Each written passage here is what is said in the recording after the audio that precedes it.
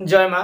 গুরুশক্তি চ্যানেলের পক্ষ থেকে আপনাদেরকে স্বাগতম। তো আজ যে ভিডিওটি দিতে চলেছি এই ভিডিওটি হচ্ছে অনেক সময় দেখা যায় হজম হয় না, মানে অম্বল হয়ে যায়, গ্যাস হয়ে যায়, পেট ব্যথা করে।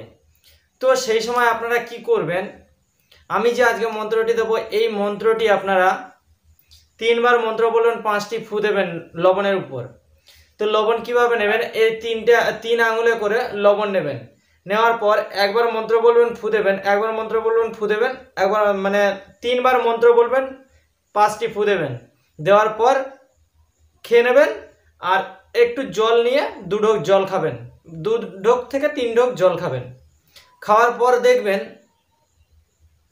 10 থেকে 15 মিনিট বাদে দেখবে আপনার সমস্যার সমাধান হয়ে গেছে। মানে যে যন্ত্রণা করছিল পেটে, যে একটা যন্ত্রণা ভাব ছিল, ওষুধ খেতে হবে এরকম একটা ব্যাপার, তো সেইটা 15 মিনিটের মধ্যেই আপনার সেটা নর্মাল হয়ে যাবে। 10 থেকে 15 মিনিটের ভিতরে নর্মাল হয়ে যাবে।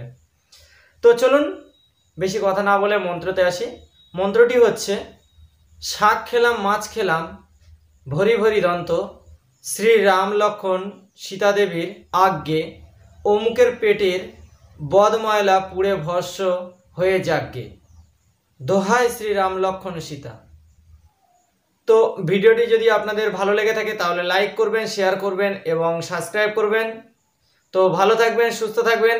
জয় মা।